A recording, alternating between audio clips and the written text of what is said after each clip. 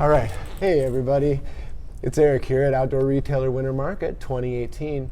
And I'm here with a longtime friend of mine, Kenji Haroutunian. And Kenji was the show director for a number of years for Outdoor Retailer. And now Kenji's got a business called Kenji Consults. And I was just thinking we'd take a few minutes to talk about Kenji Consults, what you're doing now with your business, and what are some of the reasons why a business like yours is really quite useful here? Well, it's great to see you again, Eric, and we've been on this path together quite a bit. So yeah, Kenji Consults is a service company that I launched after I left Outdoor Retailer, or as I was leaving OR in 2015. And it's a unique agency in that I help brands come to the outdoor industry and do better earlier, so they don't have to maybe waste too much time getting to know the industry or knowing who to talk to about what kind of collaboration partner might work, and also help companies that are established in the industry do better with their event strategy and their distribution strategy. Can we just stop for a second and talk about what is the outdoor industry? And you know, not everybody who sees this video is going to know necessarily the industry, let alone the reasons why they don't want to waste energy or time figuring out the hard way on the show floor how things work here. Sure, and yeah, by here, the Outdoor Retailer is the show I directed for 8 years. It's the industry I've been part of for over 30 years. And so this version of the outdoor industry, you know, what is the outdoor industry is your question, and it's a broad question. Outdoor means everything from anything you do in the outdoors as a recreational activity. So it could be hunting and fishing, riding a bike, paddling or surfing, hiking on trails, camping. At some point, all tailgating? Those things. Probably tailgating, yeah. This version of outdoor, though, this group that assembles at this trade show now 3 times a year, Outdoor Retailer here in Denver, this version is what I would call maybe the human-powered outdoor recreation industry or the active outdoor recreation industry. It's really not one industry. So I guess that's the punchline, is this version of the industry is probably 5 or 6 different industries that gather together because they have a similar point of view and a similar need for the resource, which is kind of wild open spaces to go visit, to run trails, or to hike and camp and climb and backpack and paddle in these pristine environments. So that's this version of the outdoor industry. And these separate industries benefit from the synergy that's available here, having everybody under one roof, right?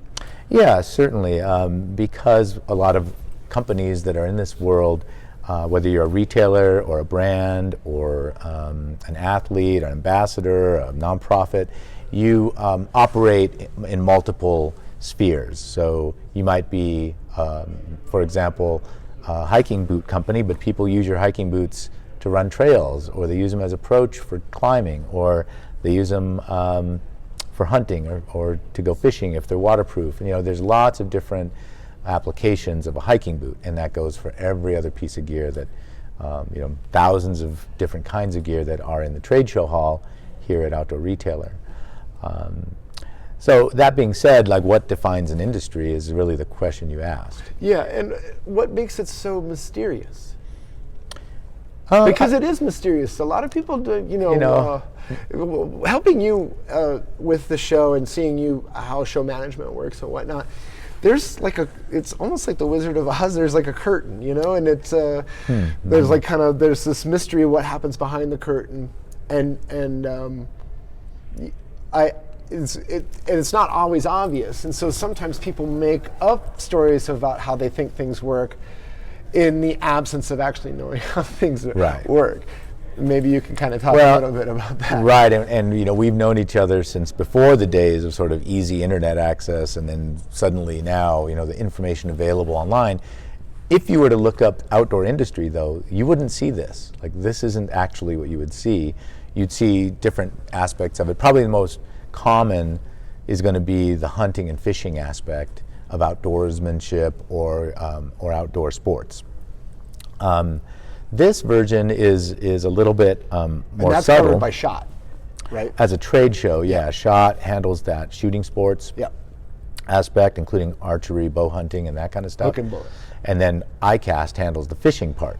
So there's a separate distribution channel for that. So that's So what the it hook's kind been of. split off. The hook's not part of SHOT anymore. That's right. The bullet and the hook, they're separate. Okay. And I think that so the essential answer to your question is that what defines an industry is kind of the distribution network that it's part of. And so if you just look at the retail store, every neighborhood, every city, every village has retail environments.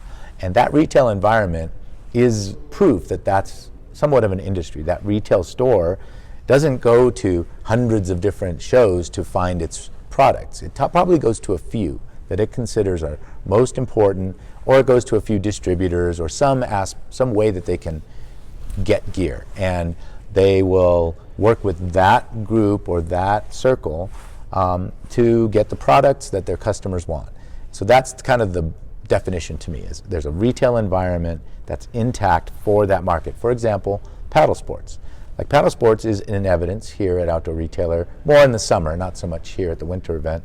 But at the summer show, there's paddle sports, there's stand-up paddle boards and kayaks and paddles and PFDs and all the products that that retail distribution channel sells. That's a separate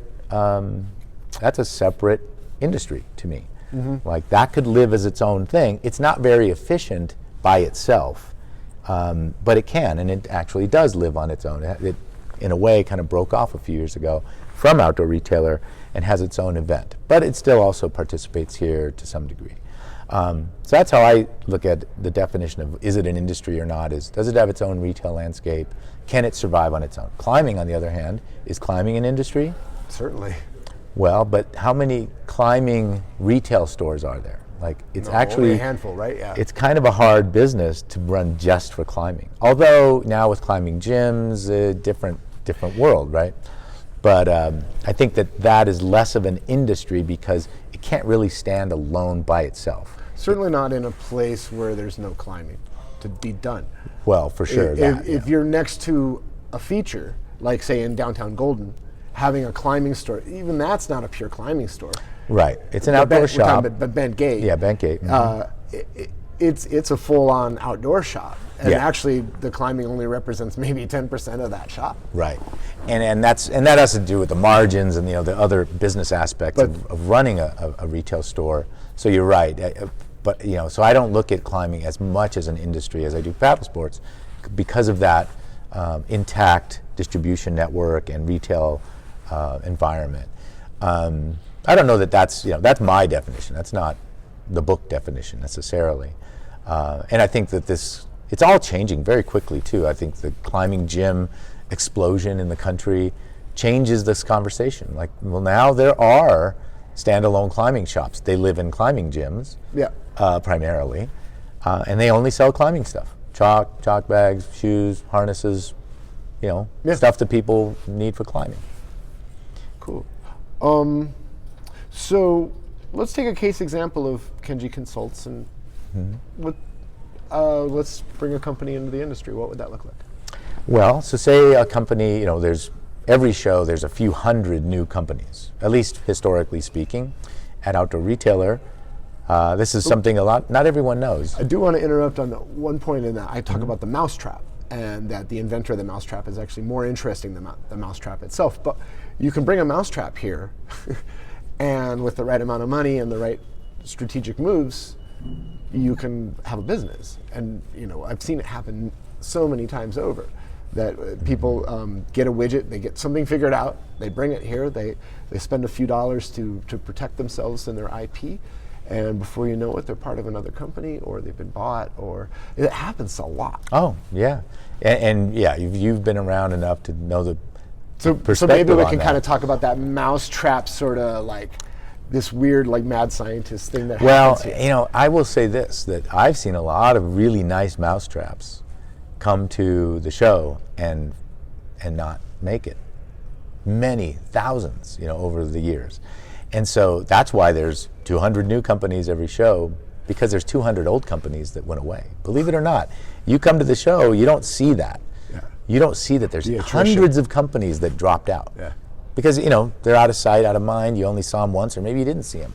Yeah. The new companies coming in, so those are, the North Faces and Black Diamonds of the industry don't really need my help to connect to the industry. They're very well connected, and that's what I'm good at. One of the few things I'm good at.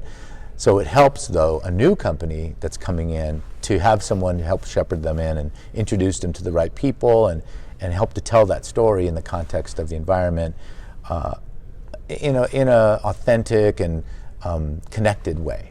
Certainly. It's like the analogy would be someone coming into outdoor retail. Hey, we want to go to that outdoor show and do really well. So let's make sure our ties are really tight up to our neck, and that our shirts are starched, and that we have our patent leather shoes shined. Yeah. How effective would that be here at Outdoor Retailer? Zero goose egg. You'd be coming, you'd have to spend a few years coming back from that. Yeah. If you tried to do that. So, that's an extreme example, but I'm not teaching people how to dress, but I am helping them Be authentic.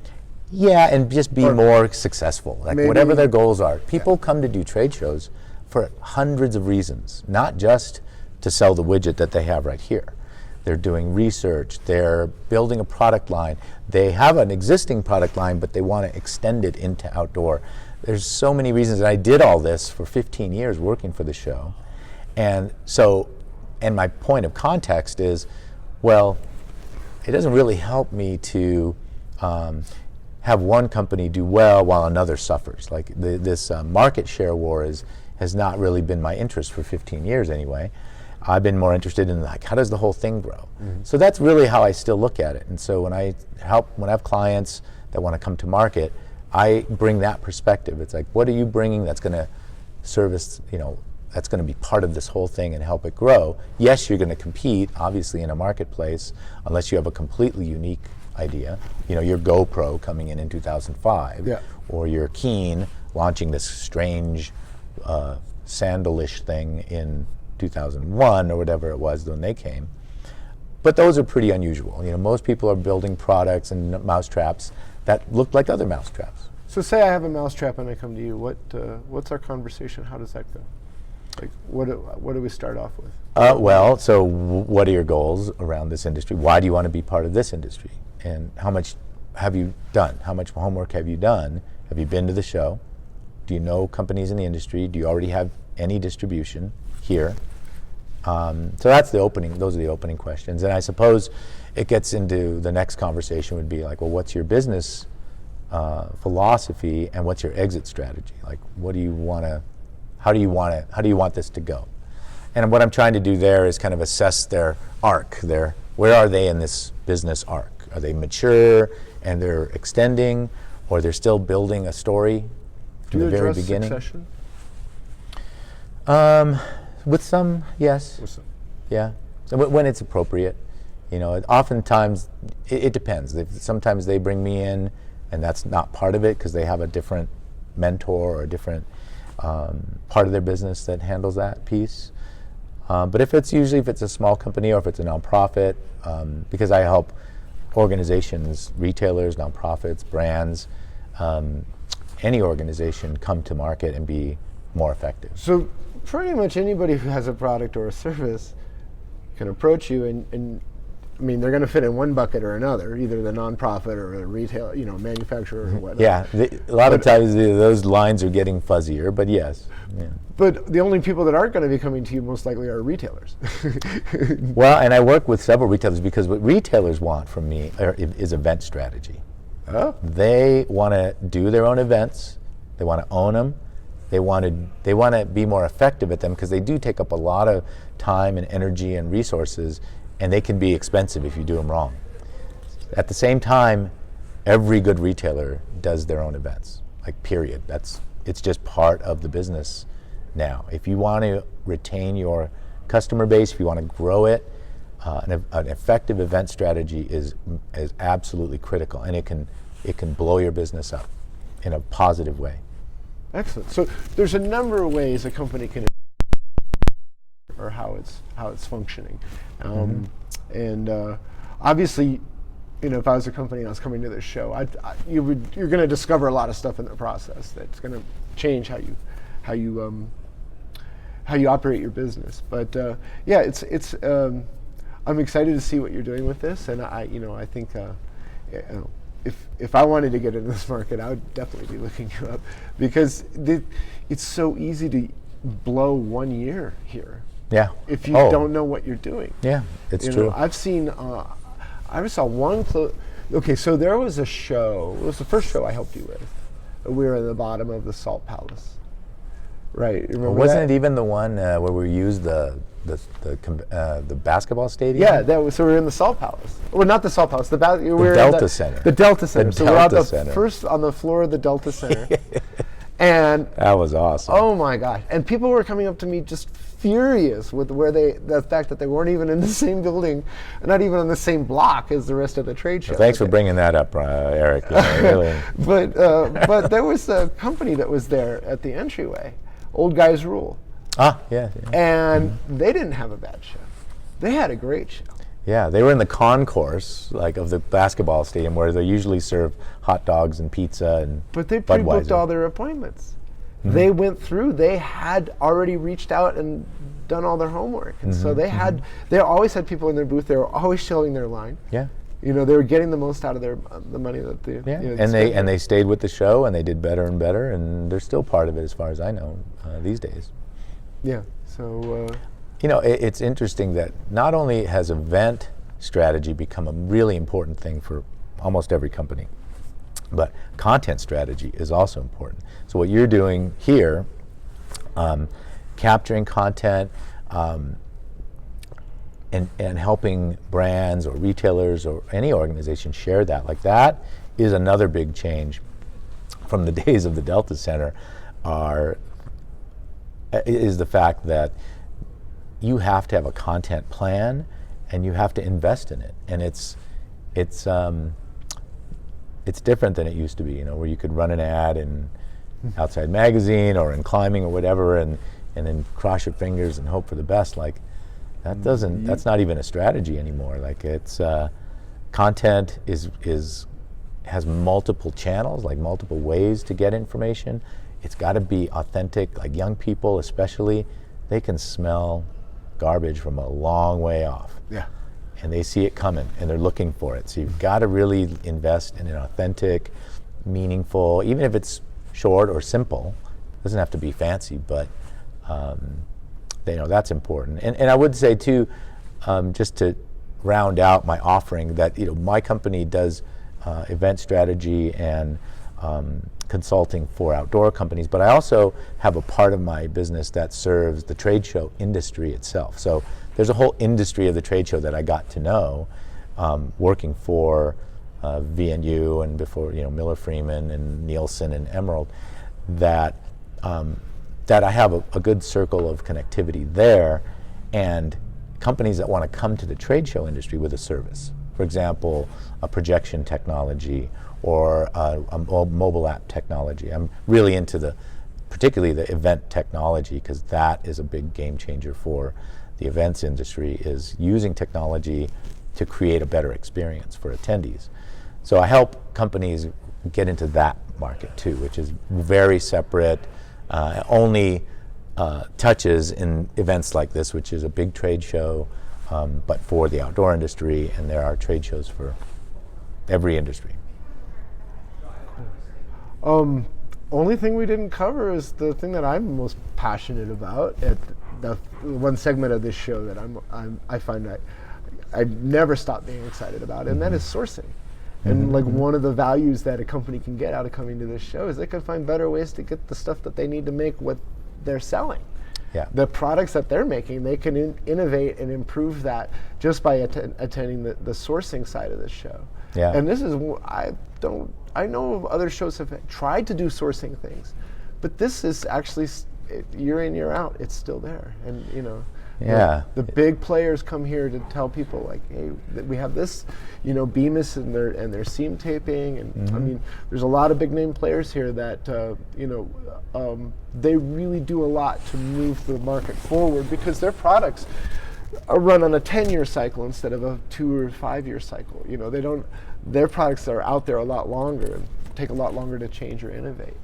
And they're innovating constantly for not just this market, but all the markets they're in. So a company that makes fiber or a fabric or a treatment on a fabric, they're serving the military and they're serving, cooking and that whole world of food prep or sleeping. There's a lot of bedding or, business that isn't done here, but the companies to your point, on the sourcing side, serve all those industries. So they're innovating across the board. And that cross-pollination between what those companies are doing for a different industry and how that applies to an outdoor purpose is a meaningful source of constant new technology, new innovation, new methods that can make something, make it have a lower carbon footprint, make it feel better on your skin, make it perform better when it comes to insulation value or wicking or whatever the performance metric is. Cool. Kenji, it's always great to see you. Yeah, man, thanks. Oh, you know what? While we're at it, if somebody wanted to find out more about Kenji Consults, what do we do? Well, if you wanted to simply go to kenjiconsults.com, so it's a plural, consults, or you can try to look up my name, Kenji Haroutunian, but the last name's a doozy, so probably easiest to look up Kenji Consults, or my handle on all the socials is Kenji Haro, so KenjiHaro, yeah.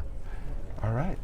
Well, thanks for taking time out of your crazy schedule and telling us about what you're up to, and I expect to see lots of cool stuff from you. Well, it's great to see you again, and remember all the good times at the Delta Center. So yeah, that was fun. Yeah, I think I'll go have a beer now. It wasn't that bad. Well, you know how it is in this industry. If you're an adventure athlete or an adventurer at all, you know that those things that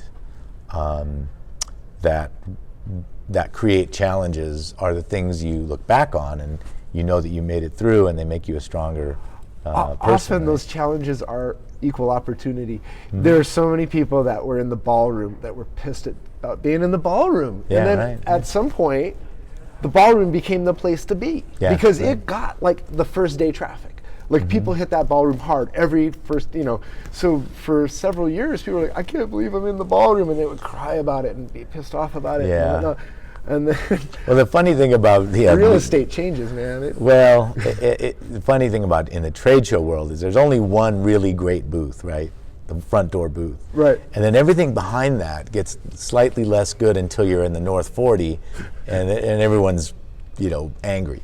And that's true of every trade show. There's booth envy, there's location envy, and it's what kind of makes the business world go round is this competitive spirit between, what my company gets versus what my competitors or my neighbors or my my circle of connected companies gets. So it's not like that in many other businesses that I know. Like if you're making widgets or mousetraps, you could ostensibly make the exact right amount of mousetraps at the exact right quality for the exact right price and deliver them at the exact right time to satisfy the exact number of customers. That's a theoretical possibility. It's not easy. In the trade show world, you cannot do that because there's only one front door booth and there's only one main street and there's only one, spot that a company might want to be, and if they don't get that, they're disappointed. Well, and then on the flip side, you're not gonna get that. Right. So you might as well figure out how to make yourself successful. This is the art without that. Yeah, the art of managing a floor plan is helping everyone feel pretty good about where they are, and nobody's happy with where they are, but they're at least, content that you. And really, at the end of the day, the job of the show director is to deliver the attendees and deliver the right attendees and not the wrong attendees. Right. Right. Yeah, absolutely. Because it needs to stay relevant. Otherwise, nobody's going to. And that's a changing equation now, man. I mean, people want to see consumers, they want to see buyers, they want to see ambassadors, they want to see media, they want to see influencers, they want to see, competitor. They want everything, and it's a dynamic. It's not as easy as it used to be, where it's like, oh, you're a buyer, you're a seller, boom. Yeah. Let's have a trade show. Well, it certainly is a dynamic mix, and I could see numerous ways you could add value to the market by helping companies navigate this process in an efficient and economical manner. Yeah, right. Yeah.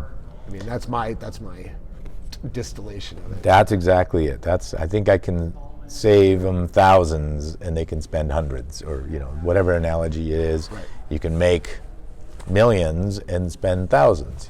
There's both ends of the equation that can be played. Well, Kenji, I really appreciate your time. If you want to find out more about what Kenji's got going on, check him out at kenjiconsults.com or look him up on Twitter at Kenji Haro, right? Yep. Kenji Haro. Yep, that's it. And thanks a lot, Kenji. Appreciate it. Thanks, man.